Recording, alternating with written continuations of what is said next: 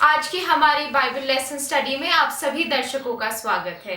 आज हमारे साथ पैनल में बने हुए हैं doctor BD Singh, pastor PM Lal and pastor William Bhatti. An exciting way to get involve, गवाही के लिए उत्तेजित रहना।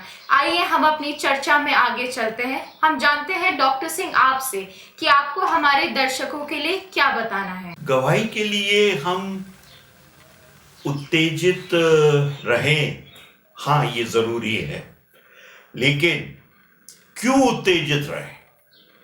सबसे पहला सवाल उठता है कि why should we be excited to witness Jesus Christ? क्यों उसकी गवाही के लिए हम उत्तेजित रहें? और मैं सोचता हूँ इसका बड़ा सिंपल सा आंसर है, और वो आंसर ये है कि जब तक मेरे दिल के ऊपर बोझ ना हो, मैं कभी उत्तेजित नहीं हो सकता। आप पैसा देके मेरी एबिलिटीज को खरीद सकते हैं, आप पैसा देके मेरे दिमाग को, मेरे दिल को खरीद सकते हैं, आप पैसा देके जो भी मेरे टैलेंट्स हैं उनको खरीद सकते हैं, लेकिन वो एक्साइटमेंट मेरे में भर नहीं सकते। वो एक्साइटमेंट तभी आएगा जब मेरे दिल के ऊपर मसीह को प्रचार करने का बोझ हो। और वो बोझ जब आता है जब रूल कुदुस या पवित्र आत्मा हमारे दिलों के ऊपर काम करता है। तो ये बहुत ज़रूरी है कि मेरा खुद का डेडिकेशन, मेरा खुद का इन्वॉल्वमेंट, मेरा खुद का कायल होना मसीह के प्रति जरूरी है, इससे पहले कि मैं उसको शेयर कर सकूं, मसीह को शेयर कर सकूं किसी और के साथ। डॉक्टर सिंह, जैसे कि आपने बताया कि हम बिना हमारे दिल पे बोझ रखे हम उत्तेजित नहीं हो सकते गवाही के लिए। इसी सवाल में से लेते हुए पास्टर लाल, मैं आपसे जानना मांगूंगी कि हमारे दिल पे बोझ भी है, हम उत्तेजित भी हैं गवाही के लिए, पर हम उत्तेजित रहते हुए कौन कौन से तरीके अपना सकते हैं? बड़ा अच्छा सवाल आपने यहाँ पर जो है वो पूछा है कि किस तरीके से हम उत्तेजित तरीके से हम जो है वो इन्वॉल्व हो सकते हैं गवाही में। तो आइए हम जो है वो इसके लिए जब पवित्र शास्त्र बाइबल में चलते हैं, परमेश्वर का वचन क्या कहता है इसके लिए। उत्पत्ति की पुस्तक उसका पहला अध्याय उसके 26वीं आयत में यहाँ लिखता है, परमेश्वर कहता है कि फिर मैंने कहा, हम मनुष्य को अपने स्वरूप के अनुसार अपनी समानता में बनाएं, और वे समुद्र की मछलियों और आकाश के पक्षियों और घरेलू पशुओं और सारी पृथ्वी पर और सब रेंगने वाले जंतुओं पर जो पृथ्वी पर है अधिकार रखे।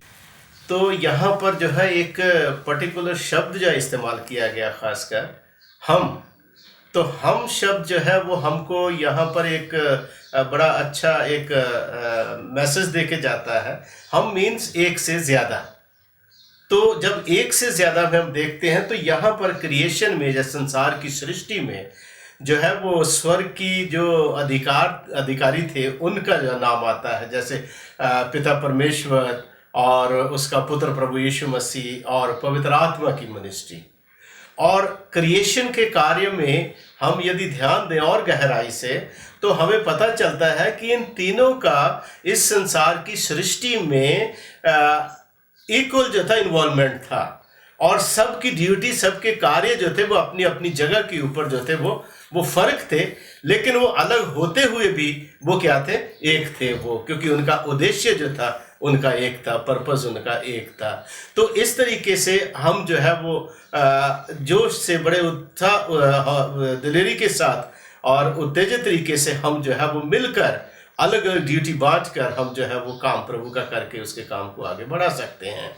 और ये दिस इज बिब्लिकल मेथड, और ये बहुत ही ज़रूरी है, क्योंकि जब सबका इन्वॉल्वमेंट उसमें होता है, सब मिलकर काम करते हैं, तो उससे क्या है कि मनुष्य के अंदर, सेल्फ के अंदर भी कॉन्फिडेंस आता है, भरोसा आता है, और काम करने के लिए जो है वो उसके अंदर एक नया नज़रिया जो वो बनता चला जाता है। तो ये बहुत ज़रूरी है कि हर एक व्यक्ति, हर एक क्रिश्चियन, हर एक भाई जो है वो एक दूसरे के साथ बड़े जोश के साथ इन्वॉल्वमेंट होकर अगर काम करें, मिलकर काम करें, तो प्रभु का काम बहुत जल्दी बढ़ सकता है और उसकी गवाही बड़ी तेजी के साथ दूसरों तक पहुंच सकती है। पास्टर लाल, थैंक यू आपके इतने अच्छे जवाब के लिए। पास्टर विलियम, अब आपसे जानते हैं कि हमारे देश में इतने सारे नॉन क्रिश्चियंस हैं, इतने सारे नॉन बिलीवर्स हैं, तो हमारी गवाही हम उन तक कैसे पहुंचाएं? हम किस अप्रोच का इस्तेमाल कर सकते हैं कि हम उन्हें मसीह के पास ला सकें? पहली बात तो ये है कि जैसे पौलुस रसूल लिखता है रोमिया उसका 12 का 11 में कि प्रयत्न करने में आलसी ना हो, आत्मिक उन्मान में बने रहो, प्रभु की सेवा करते रहो। पहली बात तो ये है कि हम वचन में लिखा, उसने कहा है कि आलसी ना बनो, कि हमारे अंदर भी वो जोश जो है, पवित्र आत्मा का जो जोश है वो बना रहना चाहिए। और दूसरी बात मैं आपको बताना चाहता हूँ कि हम अपनी ताकत से किसी के पास भी नहीं पहुंच सकते।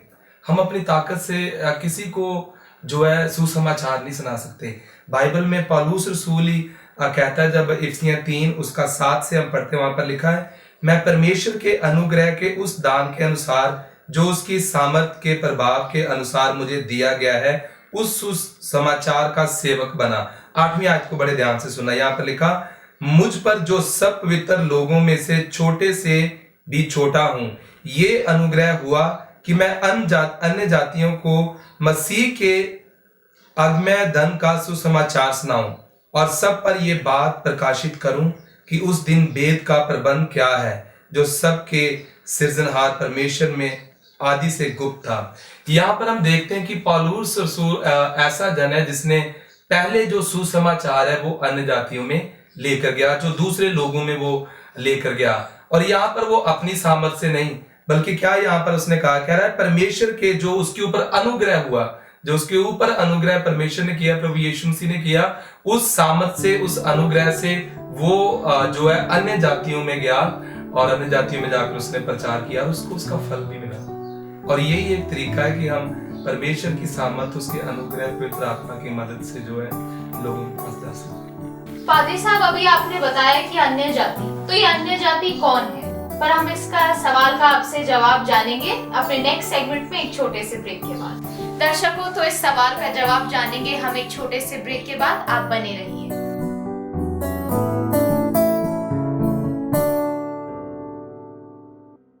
दर्शकों, आपका दोबारा स्वागत है। हमारा पिछले सेगमेंट में सवाल था कि अन्य जाति कौन है, तो आइए अपनी चर्चा में दोबारा चलते हैं और इस सवाल का जवाब जानते हैं। पादरी साहब, आपसे जब पिछले सेगमेंट में बात चल रही थी तो आपने अन्य जाति का जिक्र करा था, तो ये अन्य जाति कौन है? नितिका, बाइबल में जो मैंने अभी इफिसियों 3 में पढ़ा है, अगर उस समय में हम जाएं, उस समय में देखें तो उस समय सिर्फ 2 ही जातियां थी वहां पर। एक तो यहूदी लोग थे और दूसरी अन्य जातियां। और अन्य जाति जो यहूदी लोग एक अलग थे, जो खुदा के ऊपर विश्वास रखते थे, परमेश्वर के ऊपर विश्वास रखते थे। लेकिन जो अन्य जातियों में आते थे वो कोई भी परमेश्वर के ऊपर विश्वास नहीं रखता था। और अन्य जातियों में भी अलग अलग तरह के लोग, कहने का मतलब कि वो लोग जो खुदा के ऊपर विश्वास नहीं रखते थे, जो अपने देवी देवताओं की पूजा करते थे, वो अन्य जातियों में आते थे।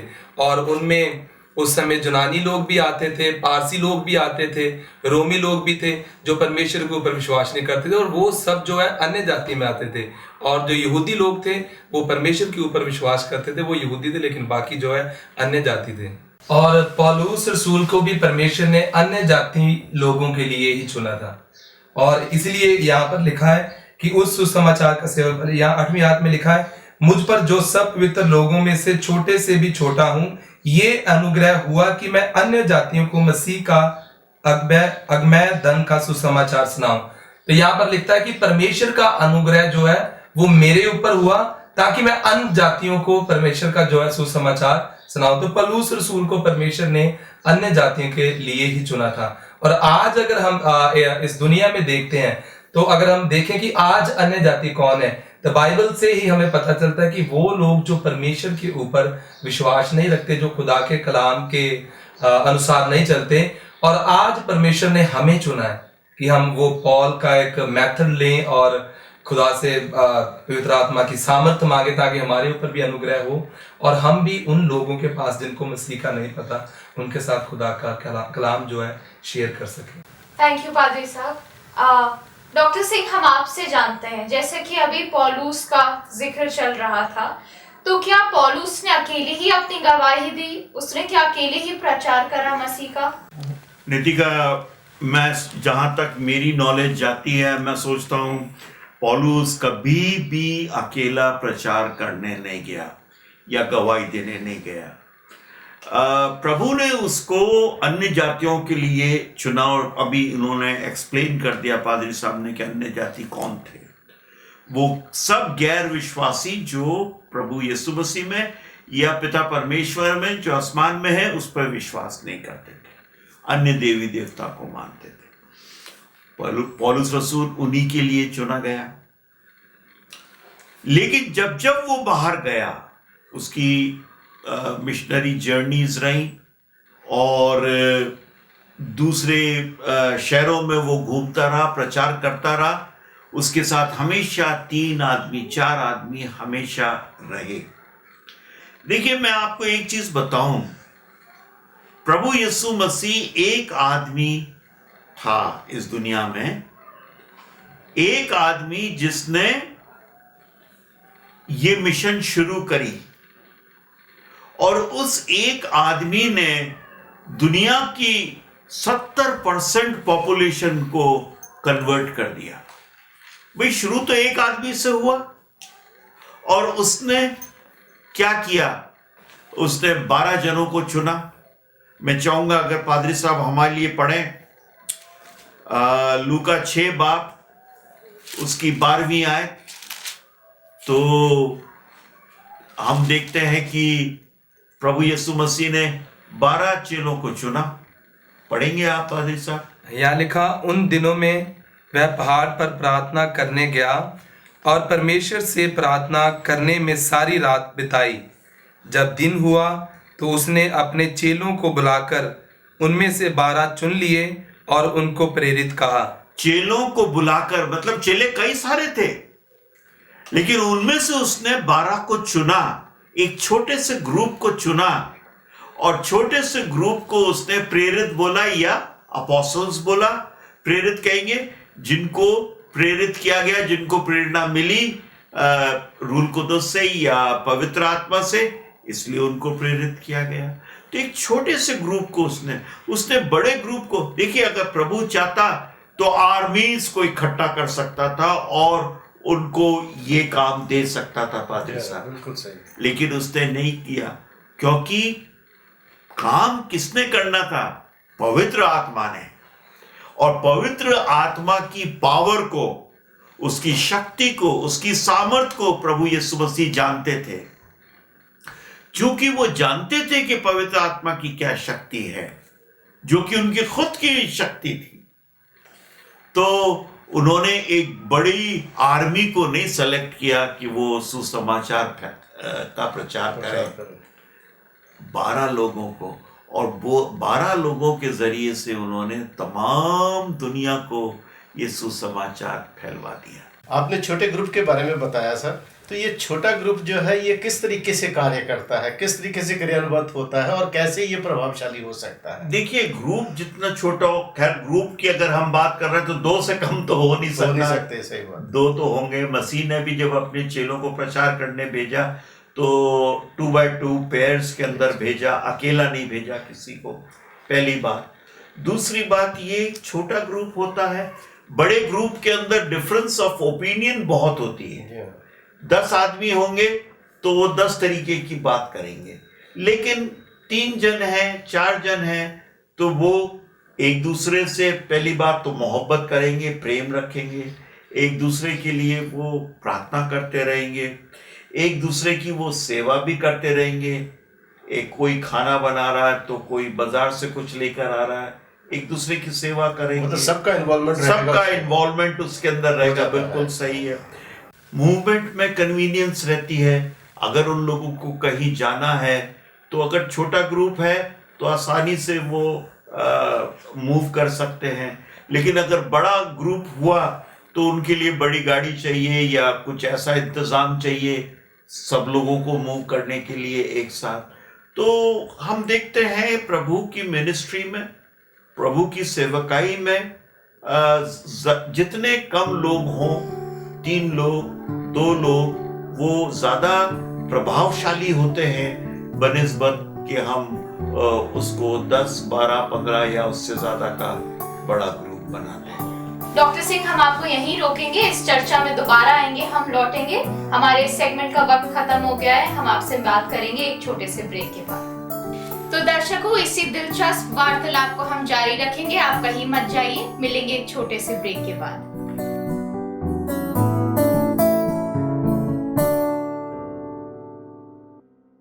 Welcome back. दर्शकों, आइए हम अपनी वार्तालाप में दोबारा चलते हैं।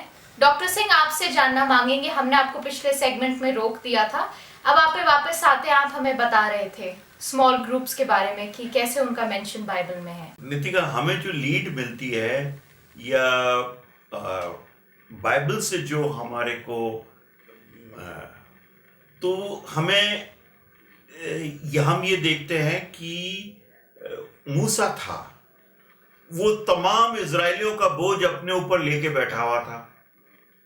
तो उसका ससुर जेथरो उसके पास आता है, बोलता तू तो मर जाएगा, सुबह से लेके शाम तक तू इस तरह से बैठा रहा और इन लोगों का न्याय करता रहा, तू खत्म हो जाएगा और जो काम तुझे प्रभु ने दिया है वो तू नहीं कर पाएगा। इसलिए तू ऐसा कर कि इनके अंदर ग्रुप्स बना दे।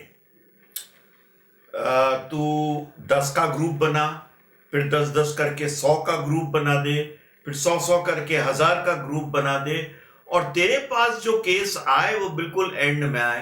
तो नीचे से जो जिस केस को वो सॉल्व नहीं कर पाएंगे वो तेरे पास, या जिसका फैसला वो नहीं कर पाएंगे वो तेरे पास न्याय के लिए आएगा। तो हमारे को तो वहीं पर लीड मिल रही है बाइबल से कि छोटे ग्रुप बहुत कार्यवंतित होते हैं और प्रभावशाली होते हैं। तो जेथरो के कहने पे, उसका जो ससुर था उसके कहने पे उसने वैसा ही किया जैसा उसने सजेस्ट किया था। भाई साहब, अगर आप पढ़े तो निर्गमन उसका 18 बाब और 21वीं आयत। फिर तू इन सब लोगों में से ऐसे पुरुषों को छांट ले जो गुणी और परमेश्वर का भय मानने वाले, सच्चे और अन्याय के लाभ से घृणा करने वाले हों, और उनको 1000-1000, 100-100, 50-50 और 10-10 मनुष्यों पर प्रधान नियुक्त कर दे। प्रधान नियुक्त कर दे, तो छोटे ग्रुप में बांट दे, तो उससे उनको न्याय भी मिलेगा, तुझे रिलीफ भी मिल जाएगा और फिल्टर होके जो केसेस तेरे पास आएंगे तू उनको हैंडल भी कर पाएगा। सब कुछ अगर तू करना मांगता है, मूसा को बोला उसने, तो तू करते करते परेशान हो जाएगा, ना तो न्याय कर पाएगा और न ही प्रभु का काम कर पाएगा। तो हमें हमेशा बाइबल से नसीहत मिलती है और हमें बाइबल की तरफ जाना चाहिए तमाम इन चीजों को देखने के लिए, इनके लिए नसीहत पाने के लिए। Thank you doctor Singh. इसी थॉट को जारी रखते हुए पास्टर लाल आपके पास आएंगे कि जैसा कि हमने सीखा कि हमें छोटे ग्रुप्स में रहना चाहिए, छोटे ग्रुप्स में अपनी गवाही देनी चाहिए, पर क्या छोटे ग्रुप्स में आपको नहीं लगता एडमिनिस्ट्रेटिव या प्रशासनिक दिक्कतें आती हैं? ये एक बड़ी सोचने वाली एक विचार है, क्योंकि हम देखते हैं कि स्मॉल ग्रुप या छोटे ग्रुप में जो सेवकाई या मिनिस्ट्री होती है उसके साथ जो है वो कुछ एडवांटेजेस और कुछ डिसएडवांटेजेस भी हो सकती हैं।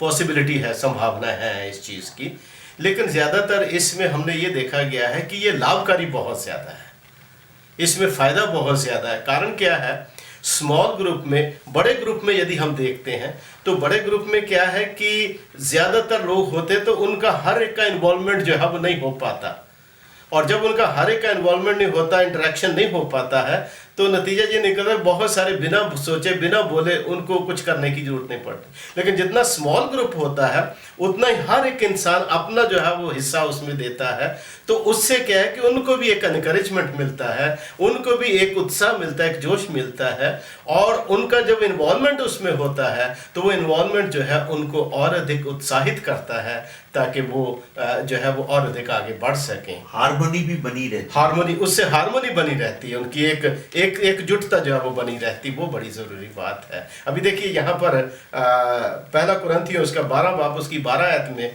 पौलुस भी इस बात को लिखता है, कहता क्योंकि जिस प्रकार देह तो एक है और उसके अंग बहुत से हैं, और उस एक देह के सब अंग बहुत होने पर भी सब मिलकर एक ही देह है, उसी प्रकार मसीह भी है।